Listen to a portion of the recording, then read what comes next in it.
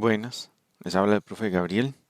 En esta serie de láminas vamos a introducir el tema de transmisiones por cadena, empezando básicamente por presentar los tipos que ya se les puede adelantar en esta primera lámina. Son las de rodillos, como ven en la imagen izquierda, y la de diente invertido o a veces cadena silenciosa, que es la de la derecha. En general, en transmisiones industriales y bueno, a veces van a verlo en motocicletas, van a ver una cadena de rodillos como esta, donde va a estar una especie de engrane, en realidad es una catarina, es el nombre en español correcto, por llamarlo de alguna manera. Esa rueda dentada, entonces está especialmente diseñada para recibir los rodillos cilindritos que componen la cadena, pues una cadena de rodillos.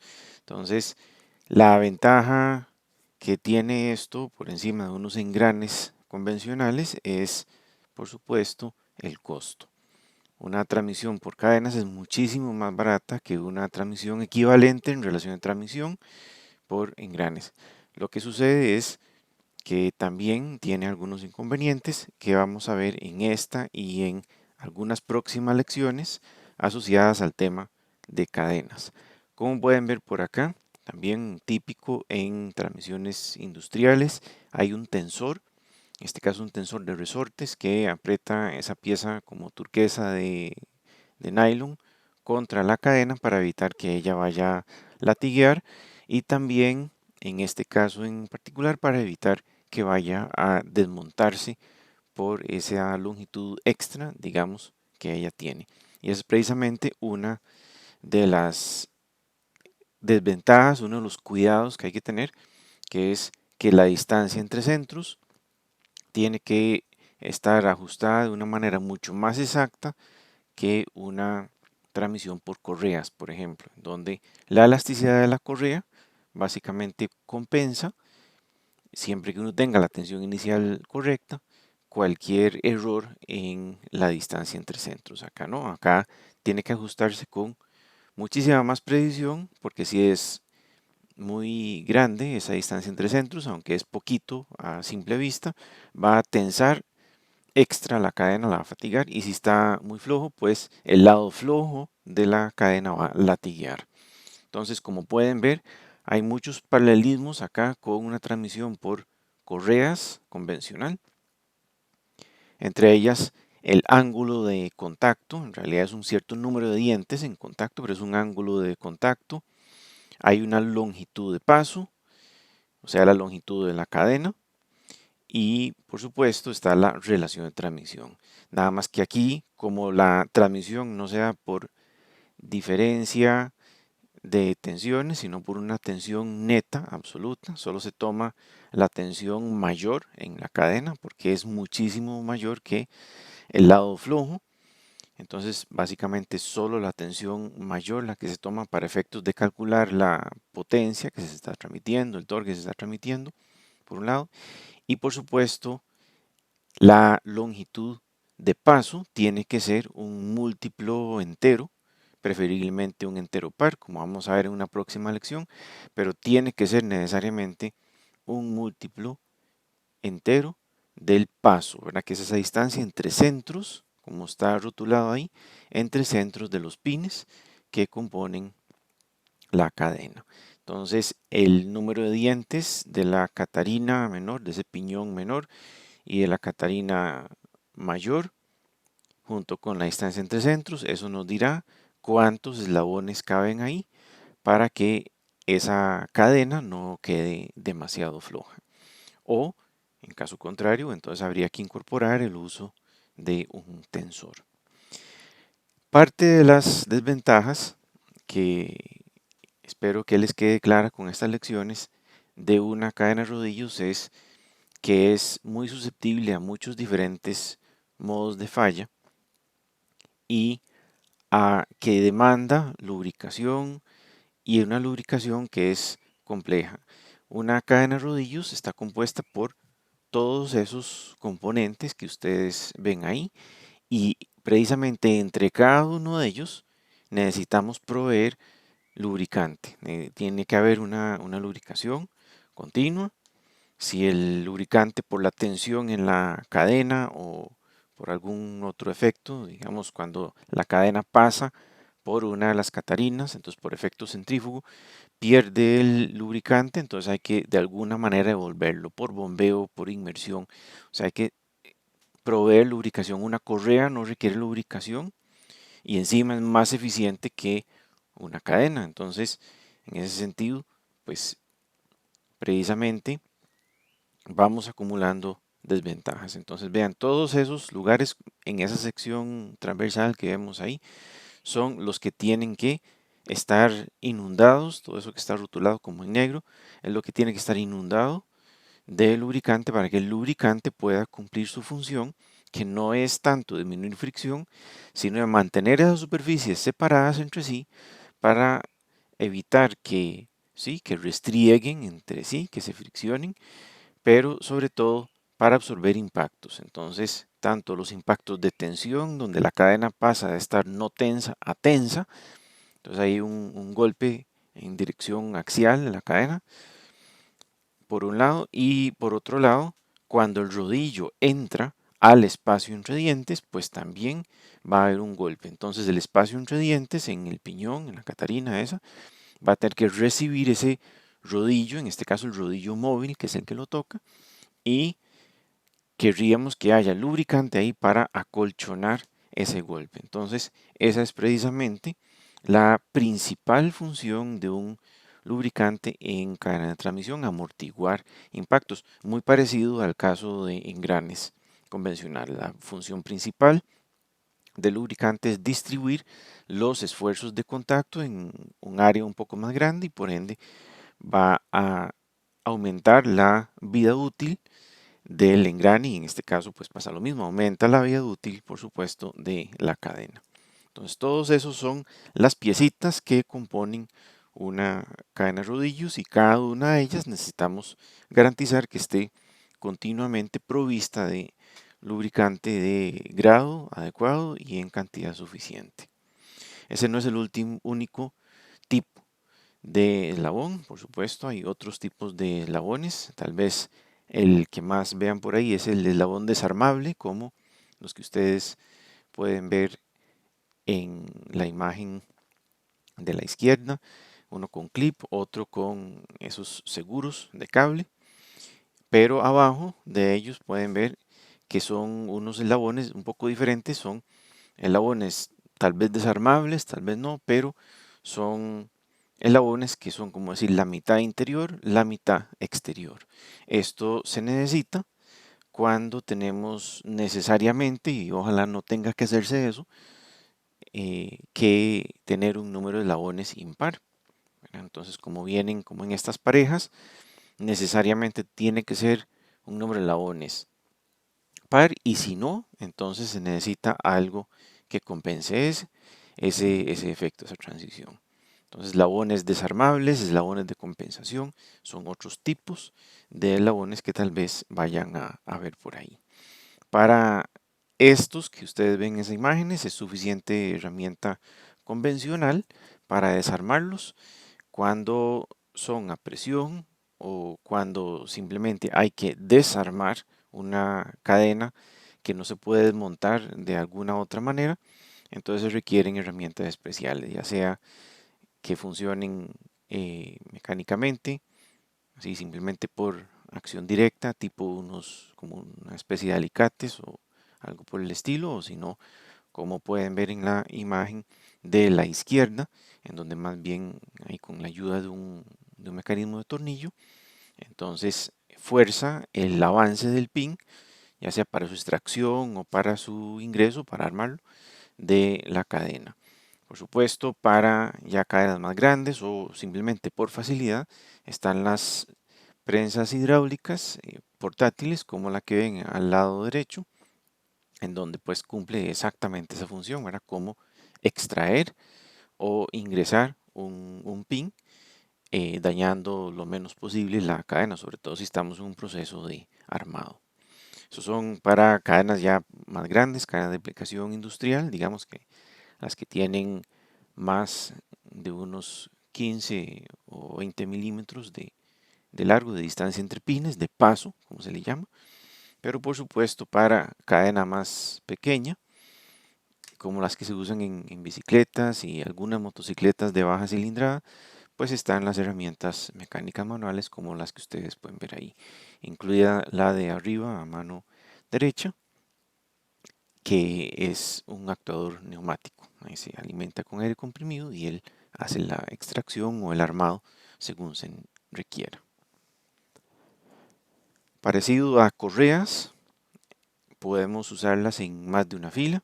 Lo único es que, diferente a correas, no son independientes las filas. Si vamos a usar, por ejemplo, una cadena de 3 filas, no se compran 3 cadenas de una fila, sino que más bien se compra esa cadena armada hecha en una sola pieza. Entonces los pines que ustedes pueden ver ahí, ellos están a lo ancho de los 3 cordones de las 3 filas. Es un solo pin para las 3 filas y así para todo el ensamble, precisamente para tratar de mantener un poco su integridad, que no vayan a estarse vibrando entre sí ni chocando entre sí, que generaría pues más problemas de vibraciones de los que ya de todas maneras nos dan, nos ingresan además las transmisiones por cadenas.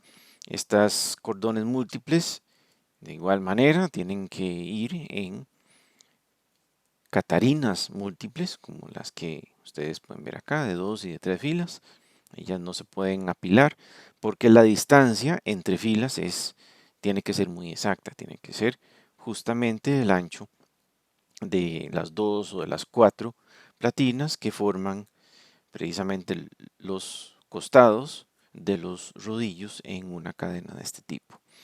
Básicamente los números convencionales son de 2 a 8 con una excepción en 7, no hay de 7 filas, pero obviamente van a encontrar de más, hay tal vez alguna excepción, 12, 16 filas, pero esto es de nuevo una condición de excepción, ya son potencias muy altas, digamos ya más de 150 kilowatts, 200 caballos por ahí, en donde puede ser que haya una ocasión en donde se encuentren más filas.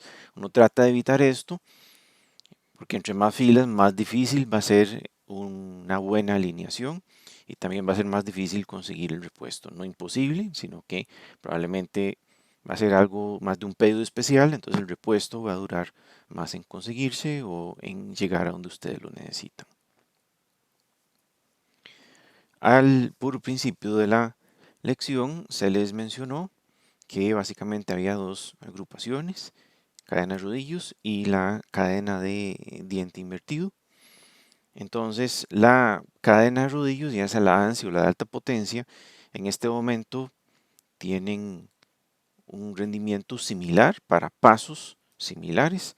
Lo que cambia un poco es la forma de las platinas laterales. Unas tienen una forma de 8 o de guitarra, como esta que ustedes ven acá, y las de alta potencia son menos pronunciado como ese adelgazamiento.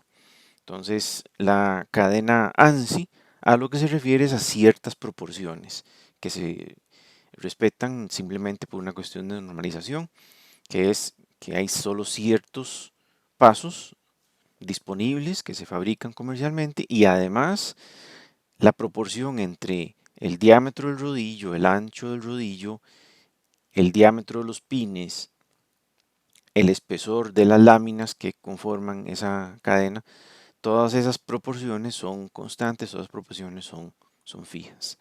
Entonces, en esencia, ese es el fundamento de la norma, son proporciones geométricas las que están en juego ahí. Los pasos, como les he adelantado ya, son normalizados, son solo ciertos pasos los que están disponibles y sobre todo de los disponibles según la norma, son todavía menos los que se pueden conseguir fácilmente, los que están, como decir, en inventario en un proveedor local, un proveedor nacional. Pero evidentemente los tamaños son muy variados.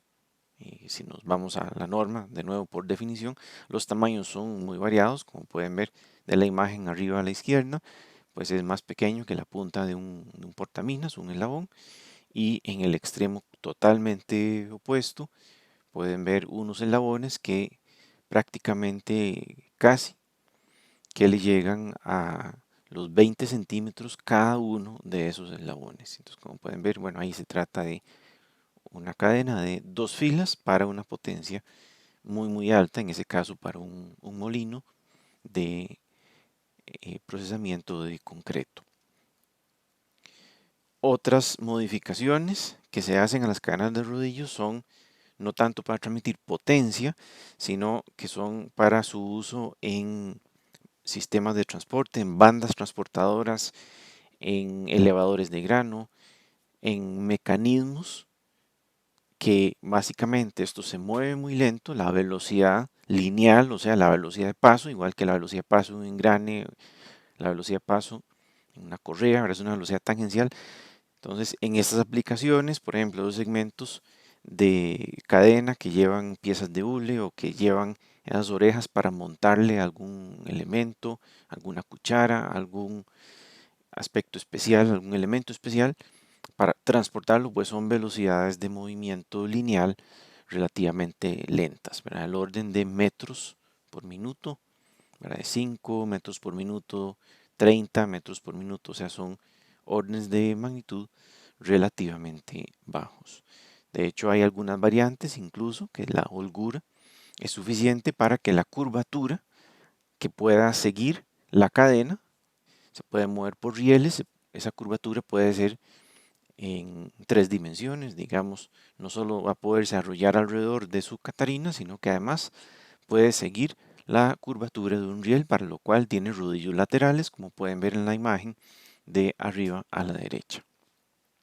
Entre las variantes, que son muchísimas, imposible presentar un mostrario completo, básicamente uno lo que tiene que considerar es qué es lo que se puede conseguir para la aplicación que necesito, en el tiempo que necesito, con un costo aceptable.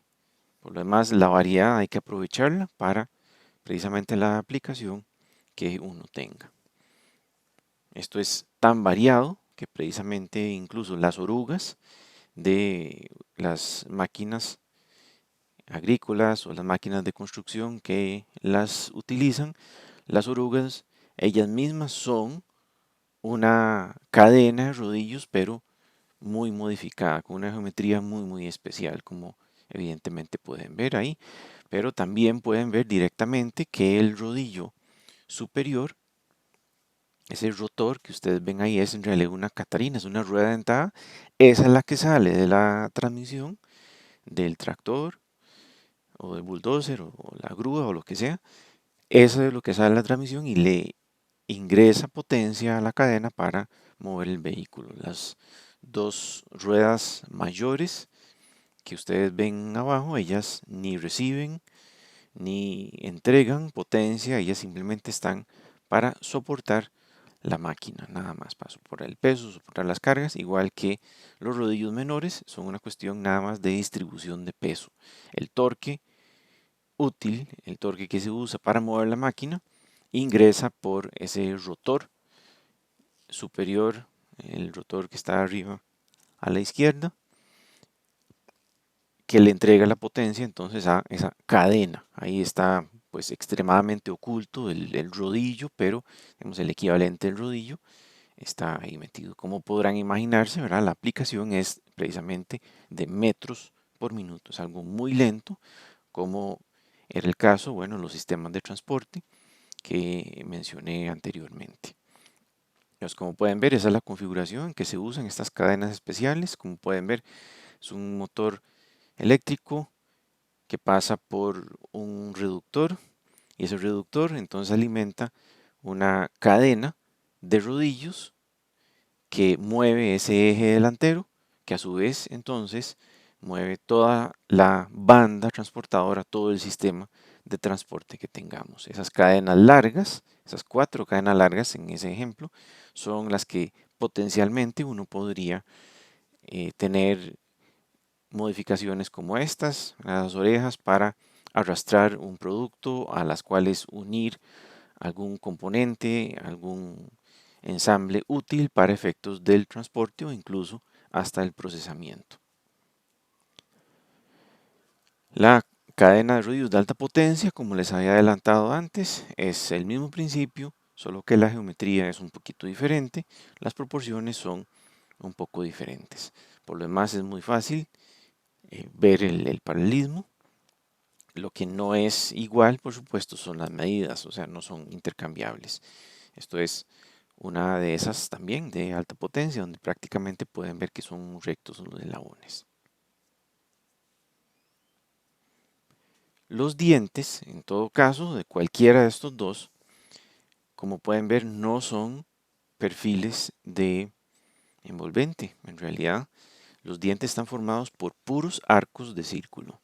Primero, el espacio entre dientes tiene que poder acomodar el rodillo. Entonces, el espacio entre dientes tiene que ser, pues, como mínimo medio círculo, tal vez un poquito menos. Pues dice como mínimo medio círculo.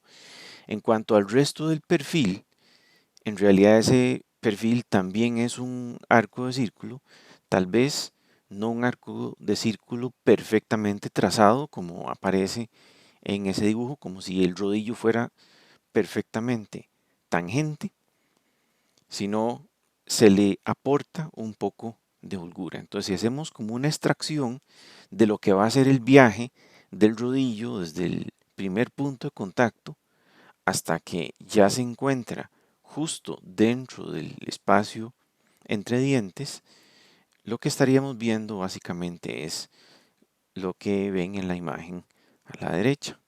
Entonces, como pueden ver, estrictamente eso debería ser simplemente un arco de círculo tangente a todos esos círculos azules, ¿verdad? Que son el viaje de entrada del rodillo al espacio entre dientes, el viaje de entrada o el viaje de salida.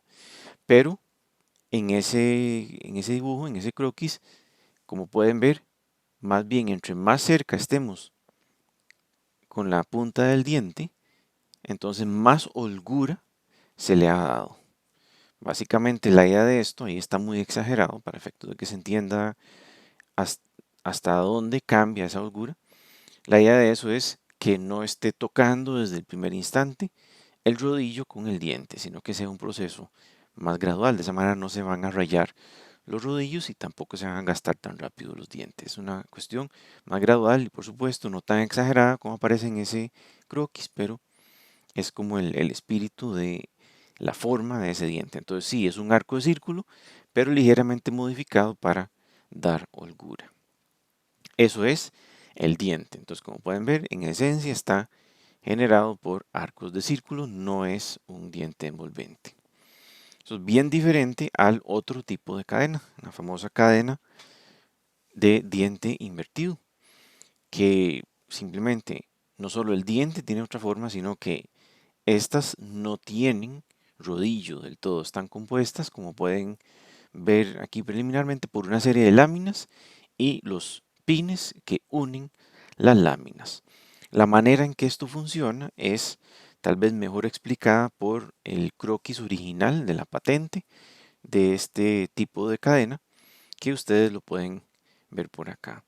Entonces, donde los segmentos de la cadena están alineados entre sí, o sea, la cadena está recta porque todavía no está en contacto con la curvatura del piñón este de la catarina, entonces los dientes se encuentran relativamente angostos. Vean que cada uno de esos forma como una especie como de tijera o como de punta de alicate respecto, ¿verdad? De uno de otro, ¿verdad? Si un elemento, un eslabón, gira un poco respecto a otro para acomodarse, por ejemplo, a la curvatura del diente, entonces vean que esa pequeña tijera o ese alicate como que tiende a abrirse. O sea, efectivamente, haciendo ese diente, el diente formado por los eslabones de la cadena, ese diente se vuelve virtualmente más ancho. Entonces, eso es justamente lo que pasa en el viaje, en este caso, digamos, de derecha a izquierda de esa cadena, conforme unos eslabones se inclinan respecto a otros para acomodarse a la curvatura de ese engrane, de ese piñón, entonces esos dientes se abren, esa tijerita, digamos, se abre y se prensa dentro del espacio entre dientes. Entonces, como pueden ver, no hay un momento de impacto de un rodillo, de hecho, ni siquiera se toca la base del espacio entre dientes, ni del piñón con la cadena, ni de la cadena con el piñón. Simplemente es una entrada suave y después se prensa en el interior. Al final, cuando ya sale de su trayectoria curva, entonces, de nuevo, como la cadena se volvió a enderezar, entonces cierra un poquito ese mecanismo haciendo el diente más angosto, o sea, ya no está prensado dentro del espacio entre dientes, puede salir.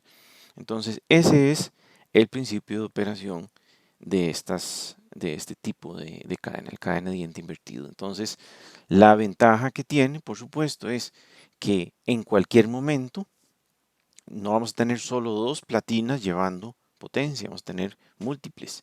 En el caso de esas que estamos viendo ahí, hay por lo menos 4 platinas llevando tensión simultáneamente.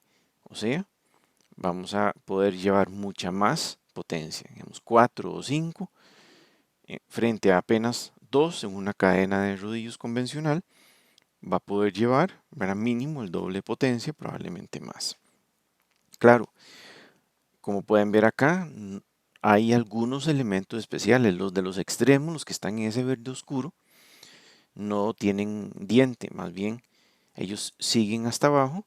Esos son los eslabones guía, eso es precisamente para que no se nos vaya a salir lateralmente la cadena, para que la cadena no camine en dirección del eje y se salga. Eso no pasa en una cadena de rodillos porque los dientes están trabados entre las platinas, en el espacio entre rodillos. Pero en estos, como eso no ocurre, no hay rodillos, entonces hay que agregar esas platinas laterales, esas platinas guías, precisamente para que no vaya a salirse.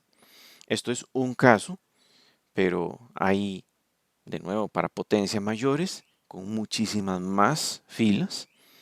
Otro aspecto común, tal vez no universal, pero común es que no son pines, sino que son barritas.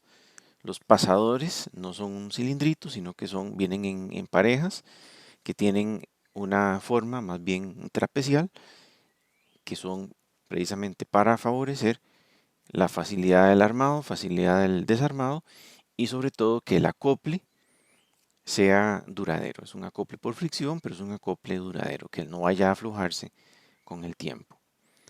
Entonces eso era un croquis y aquí pues tenemos una de esas ya de muchísimas más filas, de 18 filas, pero de nuevo con la presencia de los eslabones guía y en este caso se usa pines redondos. Entonces esto se usa en muchísimas diferentes aplicaciones para transmitir potencia, en aplicaciones industriales por supuesto. Tiene la ventaja de que en comparación con cadenas de rodillos, va a poder llevar potencias más altas y las va a poder hacer a velocidades de paso, ¿verdad? Velocidades tangenciales también bastante más altas, ¿verdad? Porque no tenemos todos esos impactos de los rodillos en el espacio entre dientes que despedazarían una cadena de rodillos convencional. Entonces en aplicaciones industriales se usa de sobra y muchísimo potencial, sobre todo en potencias altas, velocidades de paso altas, en donde digamos una correa no va a poder llevar la potencia y en donde digamos que se quiere evitar el costo de una transmisión por engranes. En esta imagen, más bien, lo que ustedes ven ahí es cadenas para sincronización y cadenas para mover accesorios en un motor de combustión interna. Entonces ahí pueden ver muy claramente que es cadena silenciosa. Tenemos tres diferentes, al menos esta fotografía, hay tres diferentes cadenas silenciosas con el propósito de mover potencias, en este caso relativamente bajas, pero muy flexibles en cuanto a su velocidad y esto también favorece su durabilidad. También en automóviles esto en algún momento se utilizó muchísimo para vehículos de doble tracción, tracción delantera y trasera, o 4x4 también, que la tracción delantera era temporal. Entonces, para transmitir la potencia no solo al eje trasero, sino también al delantero, entonces a la salida de la caja de cambios, entonces teníamos precisamente dos salidas. Una de ellas iba directamente al diferencial trasero, la otra va al diferencial delantero. Entonces el acople entre estos dos a veces era por engranes, pero también, al menos durante los años 80 y 90, eran cadenas de este tipo de diente invertido, cadena silenciosa. El hecho de que la llamen silenciosa no quiere decir que lo sea, nada más que hace menos ruido que una cadena de rodillos. Pero sí hace ruido, sí tiene los mismos problemas de ingreso de vibraciones al sistema, como vamos a ver en una lección posterior, en donde se revisa, bueno, exactamente de dónde vienen esas vibraciones. Este es un caso en donde el eslabón guía no está a los lados, sino que el eslabón guía está al puro centro. Ahí el único cuidado que hay que tener es que precisamente si la Catarina está pensada para el eslabón guía a los lados, pues evidentemente no va a ser compatible con el eslabón guía central porque no tendría esa ranura central para recibir justamente ese eslabón guía, que es el que ustedes pueden ver ahí. Para terminar, entonces, nada más los dejo aquí con esta transmisión de un automóvil de los años 40, que como pueden ver carece por completo de engranes, lo que tiene son un montón, en este caso 4, un montón de cadenas de transmisión, una para cada una de las velocidades hacia adelante, 4 velocidades hacia adelante y una hacia atrás que se lograba con engranes convencionales, que es lo que ustedes ven más a la izquierda. Eso es todo por hoy. Les quedo debiendo el café.